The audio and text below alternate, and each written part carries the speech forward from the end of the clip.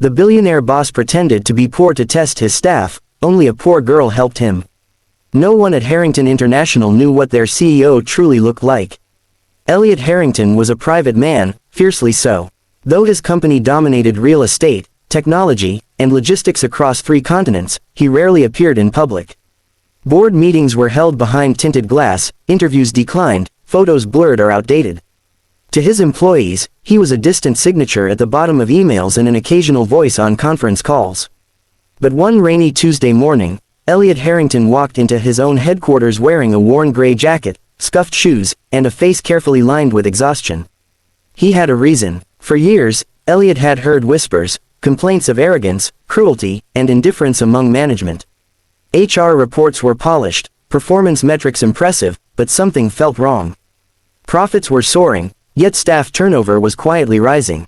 The company was efficient, but was it humane? So Elliot decided to test it himself. He would pretend to be poor.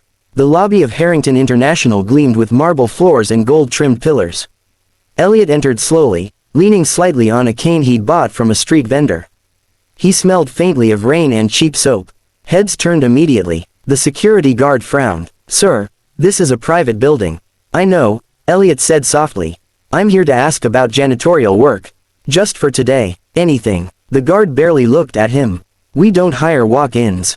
"Leave." Elliot nodded politely and stepped aside. Near the reception desk, a group of sharply dressed managers whispered, eyes flicking toward him with annoyance. "Unbelievable," one muttered. "They let anyone in now," said another. Elliot approached the front desk next. The receptionist barely glanced up. "Sir, you can't loiter here." "I'm sorry," Elliot said.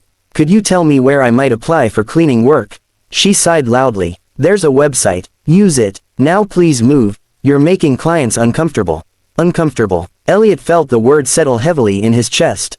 By midday, he had been dismissed, ignored, or mocked by nearly everyone. One manager openly laughed. "You think you belong here?"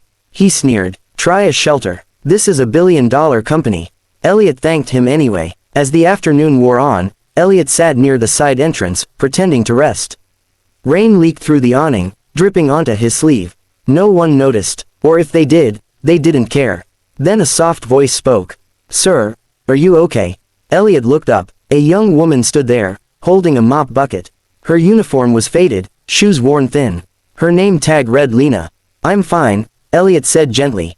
"Just tired." She frowned. "You're soaked. Come, there's a heater in the storage room. I don't want to get you in trouble." She smiled shyly. "I'm already invisible. It's okay." Inside the small storage room, Lena handed him a clean towel and poured hot water into a chipped cup. "Tea," she said. "It's cheap, but it helps." Elliot accepted it, surprised by the warmth, both of the cup and the gesture. "Why are you helping me?" he asked. She shrugged. "I know what it's like to need help." They sat on overturned crates. Elliot listened as Lena spoke, about working 2 jobs, caring for her younger brother, losing her parents, and still believing that kindness mattered. "People here don't notice us," she said quietly. "But that doesn't mean we stop being human." Elliot felt something tighten behind his eyes. No one all day had treated him as human, except her. Before leaving, Lena pressed a small sandwich into his hand. "I didn't eat lunch," she lied. "You should." Elliot wanted to tell her everything. Instead, he simply said, "Thank you." The next morning, the entire company received an email marked mandatory attendance. All staff gathered in the main hall. Whispers filled the room when a man stepped onto the stage, clean-shaven, sharply dressed, commanding. It was Elliot Harrington. Gasps rippled through the crowd. Then he spoke. "Yesterday," he said calmly, "I walked through this building as a poor man.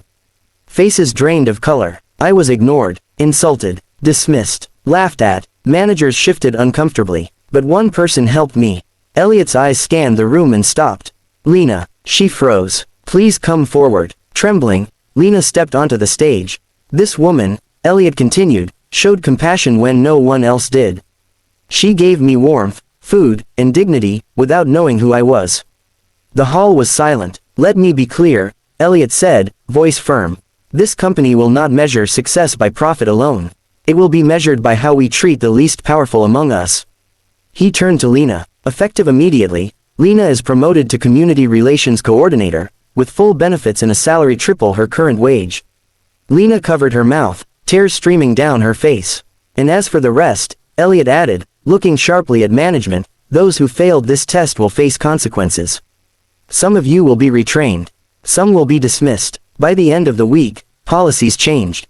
Respect training became mandatory. Anonymous reporting strengthened. Executives spent time on the floor, learning names, listening. And Lena, she still greeted janitors by name.